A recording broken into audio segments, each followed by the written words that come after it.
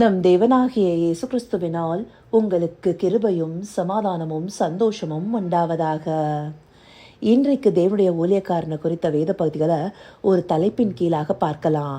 அந்த தலைப்பானது ஊழியம் செய்கிறவனுக்கு தேவன் தரும் தனித்துவம். தேவன் தனக்காக ஊழியம் செய்கிறவர்களுக்கு ஒரு தனித்துவமான வித்தியாசத்தை காண்பிப்பேங்கிறத தன்னுடைய வேத வசனங்கள் மூலமாகவே சொல்லியிருக்கிறாரு. அந்த பகுதியை முதலாவதாக பார்க்கலாம்.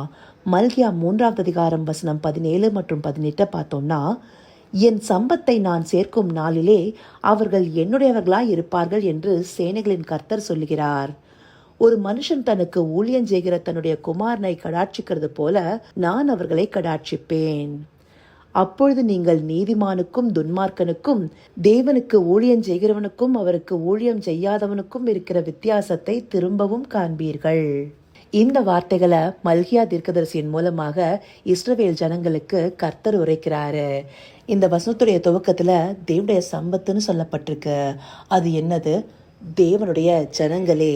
நாம ஏற்கனவே பார்த்திருக்கோம். யாத்ராகமம் 19வது அதிகாரம் 5வது வசனத்துல தேவன் தான் பிரித்தெடுத்த இஸ்ரவேலர்கள் தன்னுடைய உடன்படிக்கையை கை கொள்ளும் போது இந்த பூமியில் உள்ள சகல ஜனங்களிலும் நீங்களே எனக்கு சொந்த சம்பத்தா இருப்பீர்கள்னு சொல்லியிருக்கிறாரு. அப்படி சொந்த சம்பத்துனா என்ன? அவருடைய உரிமை சொத்தாக தனக்கானதாக அவர் பிரித்தெடுத்ததை காண்பிக்கிறதாக இருக்கு. அப்படியாக அவர் சம்பத்தை சேர்க்கும் நாள்லேனா அவர் தன் உடன்படிக்கைகளை கை கொண்டு தனக்கு கீழ்ப்படிந்த ஜனங்களை ஒன்று சேர்க்கிற அந்த நாள்ல அவர்கள் என்னுடையவர்களா இருப்பார்கள்னு சொல்லியிருக்கிறாரு. இங்க அவர்கள்னு சொல்லப்பட்டது யாரு குறித்துன்னு இதற்கு முன்பாக கொடுக்கப்பட்ட 16வது வசனத்தை பார்க்கும்போது நமக்கு தெளிவா தெரியும். அப்பொழுது கர்த்தருக்கு பயந்தவர்கள் ஒருவரோடொருவர் பேசிக்கொள்வார்கள். கர்த்தர் கவனித்து கேட்பார். கர்த்தருக்கு பயந்தவர்களுக்காகவும் அவருடைய நாமத்தை தியானிக்கிறவர்களுக்காகவும் ஞாபக புஸ்தகம் ஒன்று அவருக்கு முன்பாக எழுதப்பட்டிருக்கிறது. அப்படியாக தேவனுக்கு பயந்தவர்களாக தேவனுடைய நாமத்தை தியானிக்கிறவர்களாக இருப்பவர்களே இங்க கூட்டி சேர்க்கப்படுவார்கள்னு சொல்லப்பட்டிருக்கு. யாக்கோபு வம்சம் முழுவதுமாக தேவனுக்காக பிரித்தெடுக்கப்பட்டிருந்தாலும் அவங்க எல்லாருமே தேவனை பற்றி கொண்டவர்களாக இருக்காங்களான்னு கேட்டா, ஒரு சிலர் தேவனை பற்றி கொண்டேன்னு சொல்லியும் அவருக்கு விரோதமாக முறுமுறுக்கிறவர்களாக இருக்கிறாங்க. தேவனை விட்டு வழிவிடுகிறவர்களாக இருக்கிறாங்க. அந்தபடியாக இருக்கிறவங்க தேவனை வஞ்சிக்கிறவர்களாக இருக்கிறாங்க. இதே அதிகாரம் 8வது வசனத்தோட துவக்கத்துல மனுஷன் தேவனை வஞ்சிக்கலாமான்னு கொடுக்கப்பட்டிருக்கு. அப்படியாக சிலர் தேவனை வஞ்சிக்கிறவர்களாக இருக்கிறாங்க. அந்தபடியான ஜனங்கள் தேவனை அறிந்து கொண்டாலும் தேவனை மறுதலிக்கிறவர்களாகவே இருக்கிறாங்க.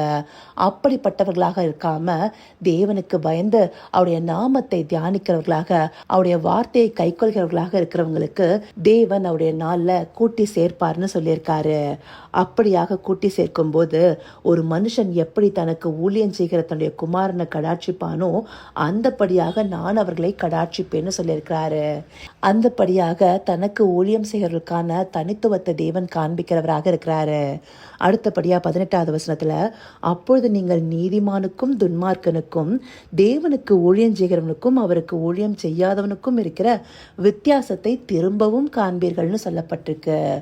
இங்க சொல்லப்பட்டபடி தேவன் நீதிமானா இருக்கிற தன்னுடைய ஊழியக்காரர்களுக்கான வித்தியாசத்தை காண்பிப்பாரு. இந்த வசனங்கள் மூலமா நாம ஒன்று தெரிந்து கொள்ளலாம்.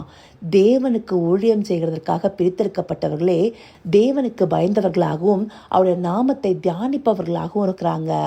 அப்படி இருக்கிறவங்க பேசுறதே ஞாபக புஸ்தகத்துல எழுதப்பட்டிருக்கும். அந்தபடியானவர்களுக்கே தேவன் வித்தியாசத்தை காண்பிப்பேன்னு சொல்றாரு. அப்படியான ஒரு ஸ்லாக்கியம் யாருக்கு கிடைக்கும்? இங்க தேவனுக்கு ஊழியம் செய்கிறவர்களுக்கு அவர் காண்பிப்பேன்னு சொன்ன வித்தியாசத்தை இந்த பூமியில காண்பிக்க போறதில்ல. அவர் தன் சம்பத்தை சேர்க்கும் நாள்லேன்னு சொல்லப்படும் போது அந்த நாள் பரலோகத்துல கூட்டி சேர்க்கப்படுகிற நாளாக இருக்கும். அப்படிப்பட்ட நாள்ல அவர் வித்தியாசத்தை காண்பிக்கும் போது தேவனுடைய ஊழியக்காரருக்கான மகிமை காணப்படும். அந்த மகிமை அவங்க பெற்றுக்கொள்வது எவ்வளவு பெரிய பாக்கியமாக இருக்கும். அது என்ன வித்தியாசம்ங்கிறது நமக்கு இப்ப தெரியாது. ஆனா வேத வசனங்கள்ல சொல்லப்பட்டபடி தேவன் தம்மில் அன்பு கூறியவர்களுக்கு ஆயத்தம் பண்ணினவைகளை கண் காணவும் இல்லை, காது கேட்கவும் இல்லை, அவைகள் மனுஷருடைய இருதயத்தில் தோன்றவும் இல்லை. அந்தப்படியாக தேவனுடைய பேரன்பை பெற்றுக்கொள்கிற பாக்கியம் ஊழியம் செய்கிறவர்களுக்கே கிடைக்கப்பெறும். இப்படியானவர்களா நாம ஒவ்வொருத்தருமே இருக்கணும் இல்லையா? அதற்கு நாம என்ன செய்யணும்? இந்த நாட்கள்ல ஆவிக்குரிய இஸ்ரவேலர்களாக நாமும் பிரித்தெடுக்கப்பட்டிருக்கோம். அப்படி இருக்கிறவங்கள நாம எந்த வகையை சார்ந்தவங்களா இருக்கிறோம்? ஆண்டவரை அறிந்து கொண்டு அவருக்கு பயந்து அவருடைய நாமத்தை தியானிக்கிறவர்களாகவும் அவருடைய வார்த்தைகளில் வேர்பற்றினவர்களாகவும் இருக்கிறோமா? இல்லை அவரை அறிந்து கொண்டும் அவரை மறுதலிக்கிறவர்களாக, அவரை விட்டு விலகி போகிறவர்களாக, அவருக்கு விரோதமாக முறுமுறுக்கிறவர்களாக இருக்கிறோமா?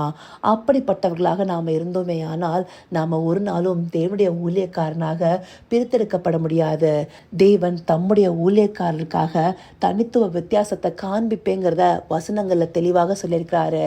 அது என்னதுங்கிறத நம்மளால கற்பனை கூட செய்ய முடியாதுங்கிறத வசனங்களும் சொல்லுது. அப்படியான ஒரு காரியத்தை பெற்றுக்கொள்வதற்கு நம்முடைய பந்தய பொருளை நோக்கி நாம ஒவ்வொருத்தரும் ஓடணும் இல்லையா? அதற்கு நாம தேவனிடத்துல உண்மையா இருந்து அவர் நமக்கு நியமித்த ஊழியத்தை சரியாக செய்கிறவர்களாக இருக்கணும் இல்லையா? இப்படி செய்யும் போதே அந்த வித்தியாசத்தை நம்மால பார்க்க முடியும். அந்தப்படியான தனித்துவத்தை நாம ஒவ்வொருவரும் பெற்றுக்கொள்ளணுங்கிறதே தேவனுடைய விருப்பமா இருக்கு.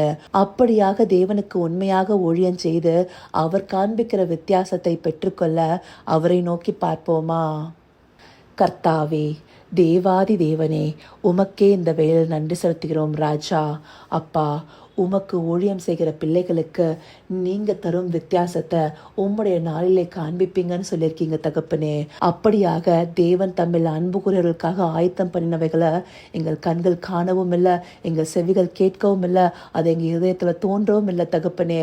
அப்படியான மகா பெரிய காரியத்தை நீங்க வெளிப்படுத்தும் போது அந்த பேரன்பை பெற்றுக்கொள்ள தகுதியுள்ளவர்களாக நாங்கள் ஒவ்வொருவரும் மாறணும் தகப்பனே. அப்படியான ஊழியக்கார பிள்ளைகளாய் தேவரீர் எங்களை நடத்தி அருளுங்க ராஜா. அதற்காக எங்களை முழுவதுமாய் உம்மிடத்துல ஒப்புக் கொடுக்கிறோம் தகப்பனே. உமக்கு பயந்து உம்முடைய நாமத்தை தியானித்து உம்முடைய வார்த்தைகளை நிலைநிற்கிற பிள்ளைகளாய் தேவரீர் எங்களை நடத்தி அருளப் போகிற தயவிற்காய் நன்றி.